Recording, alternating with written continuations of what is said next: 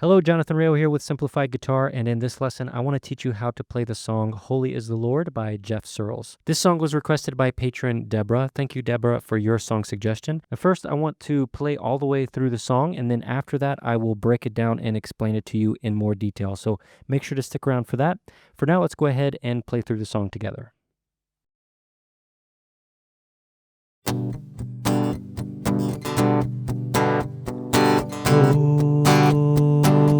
Holy is the Lord.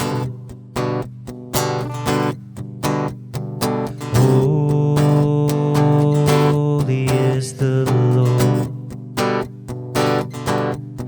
As we bow before your throne,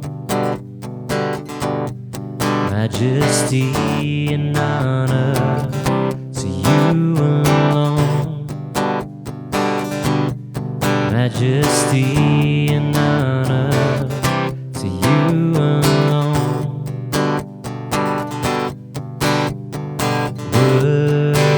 Worthy are you, Lord.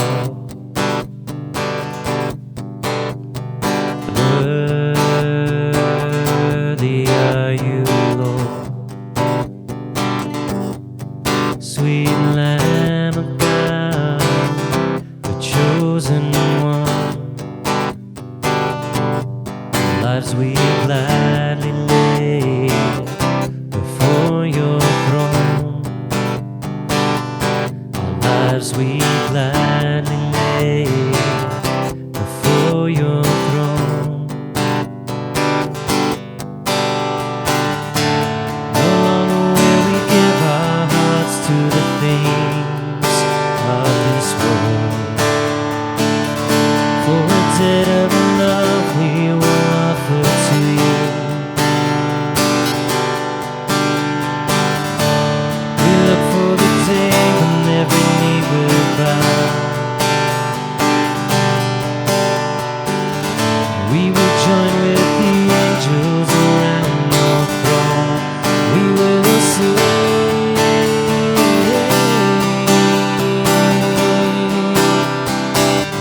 Holy is the Lord.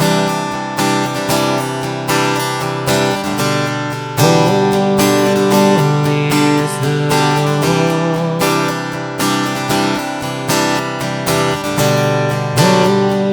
Holy is the Lord.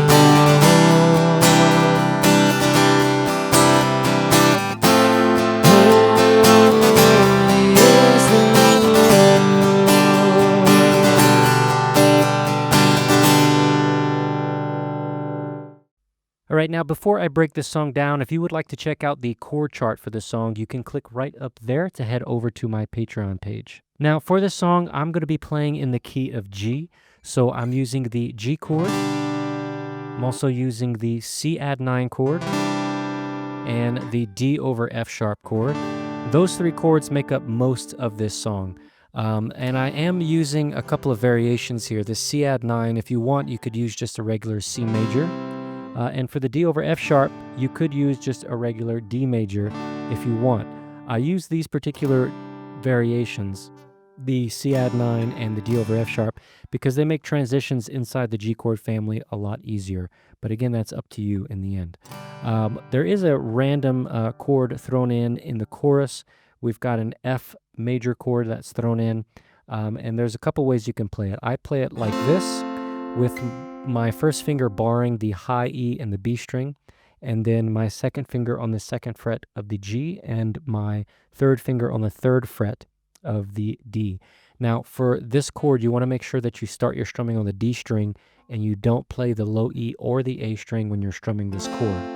Alternatively, you could play the F like this, where this is the F bar chord. You're barring that first fret with your first finger, and then you're playing the E shape with your second, third, and fourth. So you could play the F this way as well. It's a little bit more difficult to play, but you can strum all 6 strings. Now, when it comes to strumming, there's a couple things we can do for this song. For the play along, I did the hyperdrive pattern. which is the closest to the original. Now for the hyperdrive pattern, this is going to be an 8-beat pattern. We have down strums on every one of those 8 beats. and then we have an up strum after beat 8, and then we repeat. The important thing for this pattern is we want to put our emphasis on 1, 4, and 7, okay? That's going to be an important part of this. So if I mute my strings and play that pattern, this is what it sounds like. We have 1, 2, 3, 4, 5, 6, 7, 8, and 1, 2, 3, 4, 5, 6, 7, 8, and 1. Okay, so that's a great way to practice this pattern if you're not familiar with it, just to mute the strings and to play it that way. Okay. Now another thing we want to keep in mind, there's another way we can strum this, and that would be using the folk pattern, and that would be an easier way to play it. It doesn't match 100% with the original artist and the way they play it, but because this song is in 4/4 time, we can do it, and it's going to be an easier way to strum this song. The folk pattern is just a 4-beat pattern, and these are quarter notes, so it's a bit of a slower strum. It's half the strums that we're going to be doing as opposed to the hyperdrive pattern, okay?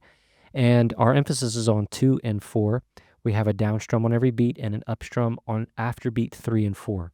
So we have 1, 2, 3, and 4, and 1, 2, 3, and 4, and. That's the folk pattern. And if I were to play that, let's say with the chorus for this song, this is what it would sound like.